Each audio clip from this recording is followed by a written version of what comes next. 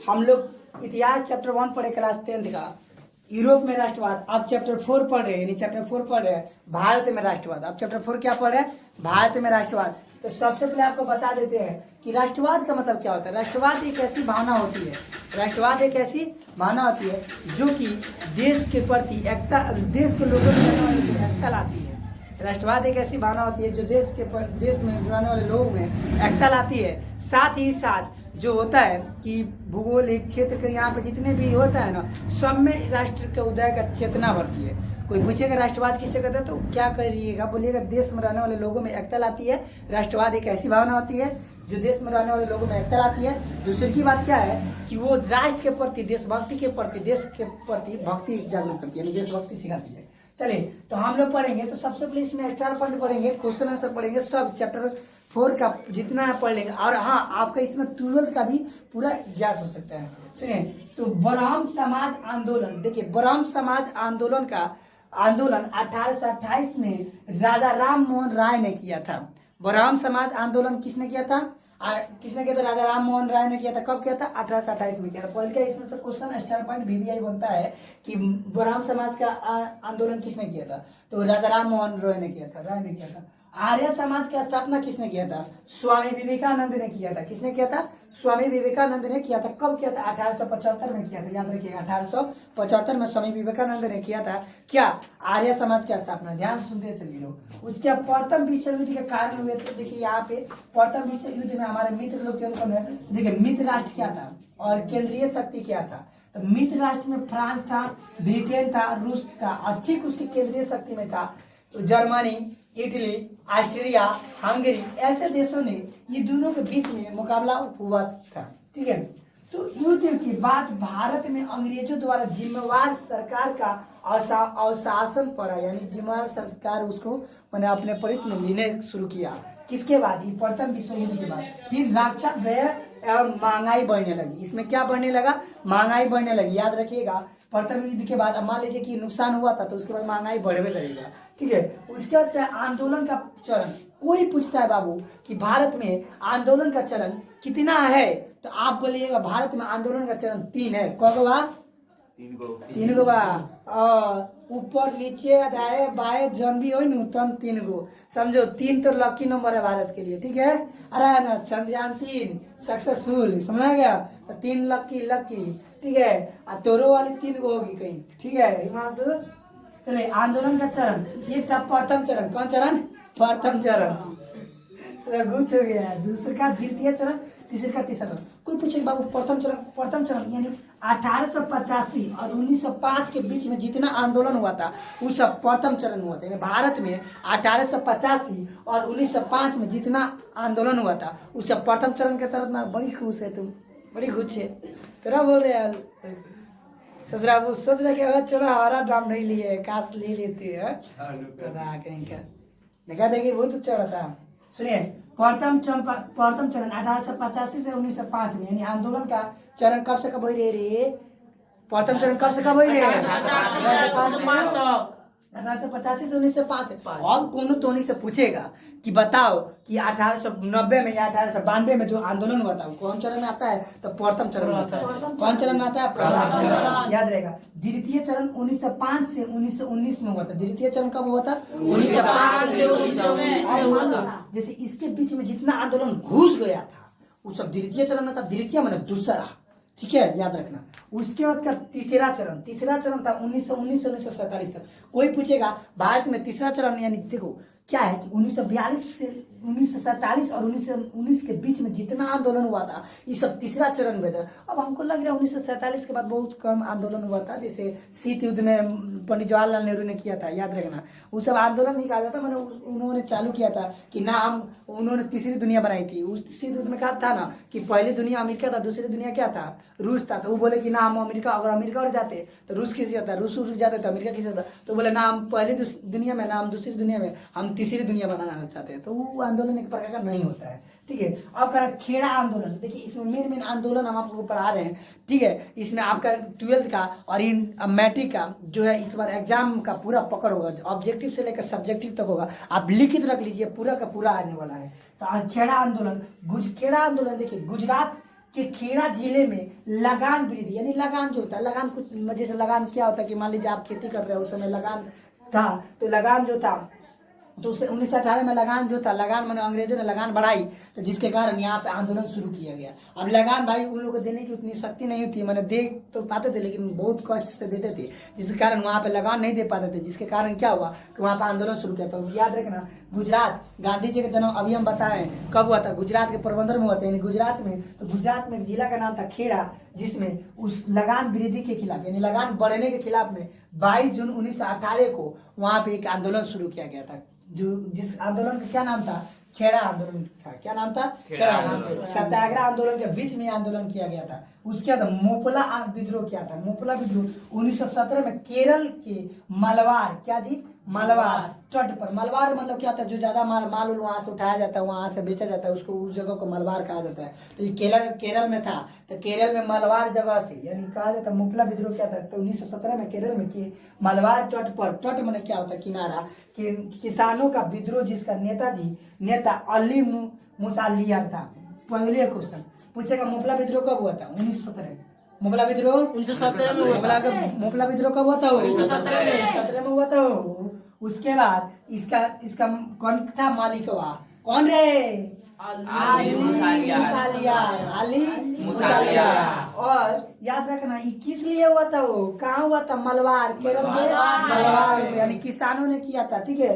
उसके बाद देखिए गदर पार्टी का स्थापना लाला हरदयाल ने किया था। गदर पार्टी का स्थापना किसने किया था? लाला हरदयाल ने किया था। कब किया था? 15 जुलाई 1913 में किया था। कब किया था? 15 जुलाई 1913 में किसने किया था? लाला हरदयाल ने गदर पार्टी की स्थापना किया था। उसके बाद जालियांवाला बाग हत्याकांड, देखो भाइयों, हम जालियांवाला बाग हत्याकांड के पिछले वीडियो में भी इस करके किए थे, इस वीडियो में बता रहे हैं, लेकिन अगला वीडियो में पूरा जालियांवाला बाग का एक एक कांड बताएंगे, एक एक चीज बताएंगे। उसके लिए स्पेशल हमको 20 मिनट 25 मिनट का वीडियो बनाना होगा, जो आप लोग देखें और पसंद आए तो लाइक करें और हमारे साथ जुड़े। ठीक है। तो जालियांवाला बाग हत्याकांड 13 अप्रैल 1919 ईस्वी में हुआ था। याद रखिएगा, यहाँ पे अंग्रेजों ने निहत्ते भारतीयों पर धामासोर एक बाग था जिसका नाम था जालिया, उस पर गोलियां चलवा दी थी। वहां का सभी गेट बन गए, कितने लोग इनार में डूब के मर गए थे, कितने लोग दीवार में चिपकते रह गए थे, अभी तक वहां पर निशान आया। इसके बारे में हम चर्चा करेंगे नेक्स्ट वीडियो में। चलिए, उसके बाद भारतीय, देखिए लखनऊ समझौता आपके तो क्लास में दे दिया गया, 10वीं में दे दिया लखनऊ समझौता, लेकिन 12th में दिया है लखनऊ समझौता कब और किसके बीच में हुआ था? तो ध्यान सुनिएगा, लखनऊ समझौता 31 दिसंबर 1916 में हुआ था। 31 दिसंबर 1916 में हुआ था। अगर लखनऊ समझौता 31 दिसंबर 1916 में भारतीय कांग्रेस पार्टी और अखिल भारतीय मुस्लिम लीग के बीच हुआ था। कोई पूछेगा कि बताइए लखनऊ समझौता कब हुआ था? तो 31 दिसंबर 1916 में हुआ था। 31 दिसंबर 1916 में हुआ था। किसके बीच में हुआ था? भारतीय कांग्रेस पार्टी और अखिल भारतीय मुस्लिम लीग के बीच में हुआ था। उसके बाद चौरी चौरा हत्याकांड कब हुआ था? 5 फरवरी 1922 में हुआ था। हम आपको बताए थे कि नहीं? अभी बताए थे कि चौरी चौरी घाट गोरखपुर के मैंने क्या होता है, जब असहयोग आंदोलन अपना चरम सीमा पर पहुंच गया था, तो अंग्रेजों ने एक चाल चला। अब क्या किया कि गोरखपुर में एक पुलिस स्टेशन, गोरखपुर में एक जगह का नाम था चौरा चौरी, जहाँ पे उन्होंने क्या है पुलिस स्टेशन में क्या किया, बम भड़का दिया, जिससे महात्मा गांधी, तब जानते हो कि लड़ाई भीड़ से बड़ी ये थी, दूर रहते थे, तो उन्होंने उस आंदोलन को पहले ही ले लिया। तो गांधी जी को महात्मा की उपाधि किसने की थी? रविंद्रनाथ टैगोर ने दिया था। किसने दिया था? रविंद्रनाथ टैगोर। कोई पूछे गांधी जी को महात्मा की उपाधि किसने किया था? रविंद्रनाथ टैगोर। किसने दिया था? रविंद्रनाथ टैगोर ने दिया था। गांधी जी के महात्मा की उपाधि किसने किया था? रविंद्रनाथ टैगोर ने दिया था। अब महात्मा गांधी के राजनीतिक गुरु कौन थे? गोपाल कृष्ण गोखले। कौन थे? गोपाल कृष्ण गोखले। महात्मा गांधी के राजनीतिक गुरु कौन थे? गोपाल कृष्ण गोखले। चलिए, हम इस पर जितने भी पिछले क्वेश्चन माने अभी बताया 10 मिनट पहले, उस सब क्वेश्चन नेक्स्ट, इससे आपका चैप्टर 4 समाप्त हुआ। जुड़े रहिए मेरे साथ। कितने बच्चे थे, कितने पत्नियां थी, उनका माता क्या नाम था, उनका क्या नाम था, पूरा नाम, ये सब जानना है, जरूरी हो चुका है। तो उनके आंदोलन के बारे में जानेंगे, तो कुछ संक्षेप में नहीं जान पाएंगे, कुछ ऐसे जानेंगे। देखिए, महात्मा गांधी का जन्म गुजरात के पोरबंदर नामक गांव में हुआ था। गुजरात के पोरबंदर नामक गांव में महात्मा गांधी का जन्म हुआ था। महात्मा गांधी का जन्म कब हुआ था? गुजरात के पोरबंदर नामक, गुजरात के पोरबंदर गुजरात में होता पोरबंदर नामक। उसके बाद कब हुआ था? 2 अक्टूबर 1869 में हुआ था। उनका जन्म कब हुआ था? 2 अक्टूबर 1869। महात्मा गांधी का जन्म कब हुआ था? 2 अक्टूबर 1869 में हुआ था। फिर महात्मा गांधी का पूरा नाम क्या था, याद रखिएगा, महात्मा गांधी का पूरा नाम क्या था, मोहनदास करमचंद गांधी, मोहनदास करमचंद गांधी। महात्मा गांधी का पूरा नाम क्या था, मोहनदास करमचंद गांधी था। उसके बाद उनके पिता का नाम था केवल करमचंद गांधी, उनके पिता क्या नाम था, करमचंद गांधी। लेकिन याद रखिएगा महात्मा गांधी का माता का नाम था पुतलीबाई, उनके पिता का नाम था करमचंद गांधी, और महात्मा गांधी का पूरा नाम था मोहनदास करमचंद गांधी।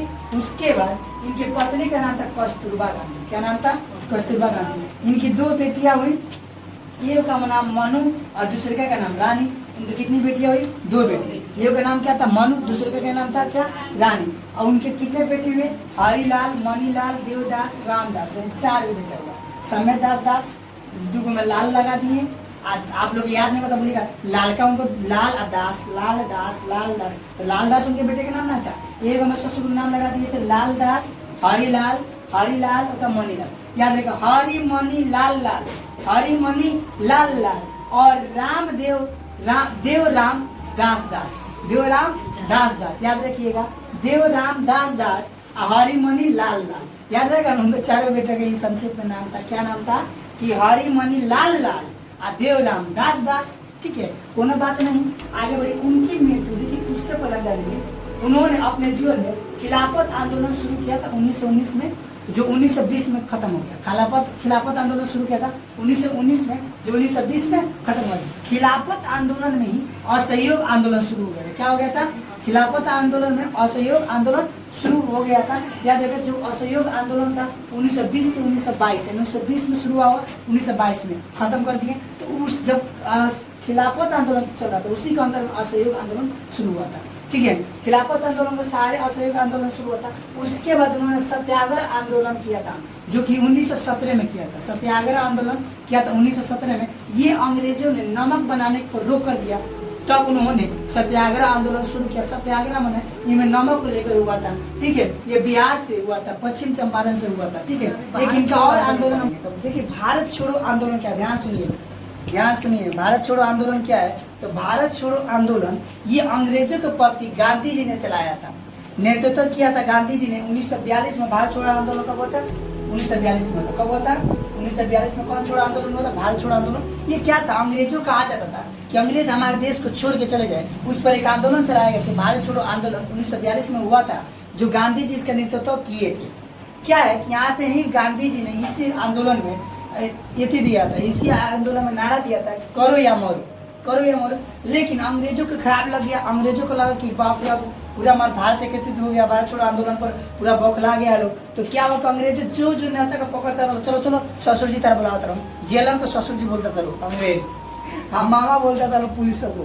तो वो क्या कि पूरा नेता सबको पकड़ के उन्हें डाल देता था लोग, कहाँ, जेल में। अब ससुरा जेल में डाल देता सब। अब लोग गया बोखिया है कि ससुरा क्या कर रहा है, सब हमारे नेता सबको अंदर डाल रहा है सब। और गांधी जी के बहुत शक्तिशाली थे, मैंने पावर वहाँ पे जब खेती कर देते गांधी जी, तो क्या हुआ कि पूरा लोग भीड़ लग जाता था जब कोई भी आंदोलन शुरू कर देते थे। ठीक है, उन्होंने बहुत सारा आंदोलन किया था, क्योंकि लोगों के सपोर्ट से किया था, लोगों का भीड़ लगना का सपोर्ट किया था। आप लोग को बताया था कि नरम दल के थे, यही कारण था। तो बिल्कुल यही तो भारत छोड़ो आंदोलन 1942 में किया गया था। उसमें क्या था, भारत छोड़ो आंदोलन 1942 में किया गया था। उसमें क्या था कि इसी में गांधी जी ने करो और मरो का नारा दिया था। क्या हुआ कि इसमें अंग्रेज पूरा बौखला गया। तो उसके बाद क्या हुआ कि उसने सब किसी को जेल में डालना शुरू किया। फिर क्या हुआ, आगे चलते कि इसमें क्या, अंग्रेजों को लगा कि अब हमको लोग भारत छोड़ना पड़ेगा, अंग्रेजों को लगने लगा हम लोग को भारत छोड़ना पड़ेगा। लेकिन कुछ ऐसा चाल चल दिया लोग कि भारत छोड़ो आंदोलन को रोका गया। ठीक है, तो उसके तो आप में दूसरे का क्वेश्चन है कि दांडी यात्रा का उद्देश्य क्या था। तो देखिए, दांडी यात्रा का उद्देश्य, दांडी यात्रा 1930 में शुरुआत हुआ था। पूछ रहा दांडी यात्रा का उद्देश्य क्या था। ये 10वां क्वेश्चन में, 10वां क्लास 10वां में है, 12th में है, और आगे जाके BA में भी आप लोग पूछता है, कंपटीशन में पूछता है कि दांडी यात्रा का उद्देश्य क्या था। तो दांडी यात्रा का गांधी जी ने चलाया था।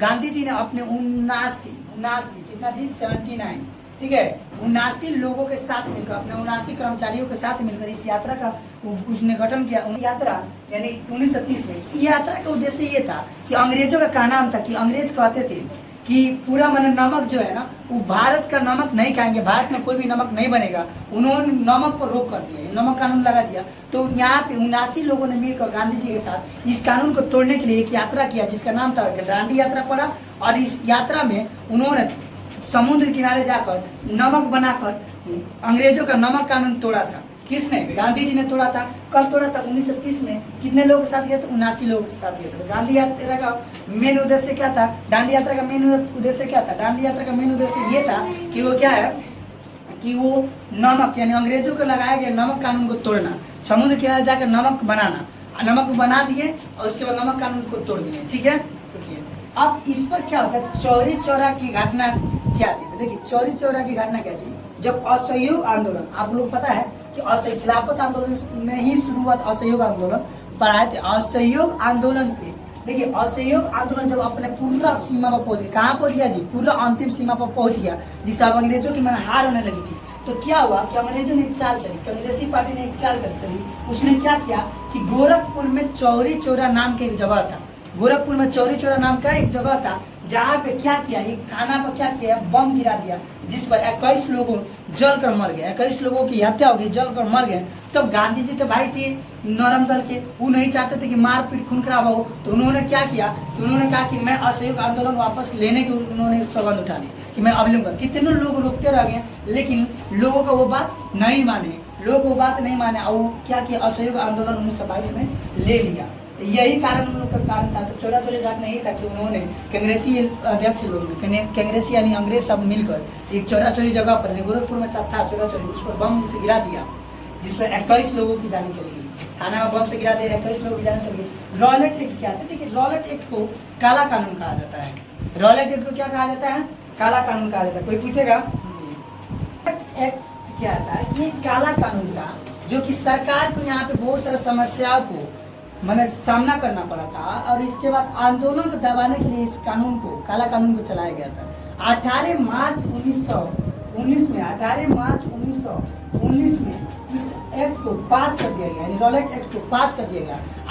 इसको काला कानून के नाम से जाना जाता है। तो याद रहेगा कब इसको पास किया गया था? 18 मार्च 1919 में पास कर दिया गया, और ये आंदोलन को दबाने के लिए प्रमुख हुआ था। तो अब उसके बाद हम लोग क्या करेंगे कि अब उसके बाद देखिए यहाँ पे गांधी जी का मृत्यु के बारे में बता दिए हैं। चलिए जय हिंद जय भारत। वो लंदन पढ़ने चले गए, ठीक है, लॉ की पढ़ाई करने यानी कानून की पढ़ाई करने। फिर वो 3 साल में लॉ की डिग्री लेके वापस आ गए। 3 साल में वो डिग्री ले लिए, यानी 1891 आए नहीं थे, मैंने 3 साल में 1891 में उन्होंने लॉ की पढ़ाई कंप्लीट कर ली थी। फिर हुआ क्यों कि वो 1914-15 में वापस आए। 1914 में लास्ट में 15 में समझिए वापस आए। तो साबरमती नदी के किनारे, याद रखिएगा, साबरमती नदी के किनारे उन्होंने एक आश्रम बनवाया 1916 में, साबरमती आश्रम का मेन उद्देश्य था कि कोई भी आंदोलन भारत में हो तो उसका वहाँ से मैंने नेतृत्व किया जा सके, या फिर वहाँ मैंने सुरक्षित यानी जो लोग रहे उस आश्रम में जा सके, या फिर कोई हरा जो लोग रहे वहाँ पे जाके रह सके। फिर उन्होंने 1915, 16, 17 से उन्होंने एक आंदोलन शुरू किया। 1917 में आंदोलन शुरू किया, फिर 1919 में आंदोलन शुरू किया, फिर 1922 में चौरा चौरी हत्याकांड के तहत वो क्या असहयोग आंदोलन को वापस ले लिए थे। ठीक है, तो गांधी जी का हम इतनी मानते हैं कि वो गांधी जी के उस समय बाद वो लॉ की पढ़ाई पढ़ने गए थे। जो लोग कहते हैं कि गांधी जी कुछ नहीं किए देश के लिए, हालांकि कहा तो सब नेताओं के लिए था कि सब किया है, लेकिन सब में ज़्यादा कोई कहा नेताजी सुभाष चंद्र बोस की अपनी अलग भूमिका थी, उसके भगत सिंह की अपनी अलग भूमिका थी, लाला लाजपत राय की अपनी अलग भूमिका थी, इनकी अपनी अलग भूमिका थी, चंद्रशेखर आजाद की अपनी अलग भूमिका, सबकी भूमिकाएं अलग अलग थी। ये लोग नरम दल के थे, थोड़ा मैंने ये लोग चाहते थे कि प्यार से, इनका का नाम था एक ढाबा कोई गाल पर मारे तो कोई दूसरे का गाला बढ़ा दीजिए, लेकिन चंद्रशेखर आजाद सिंह का नाम था कि और कोई एक ढाबा पर आपको मारे तो आपके पास शक्ति है तो उसके छाती पर चढ़ के लाते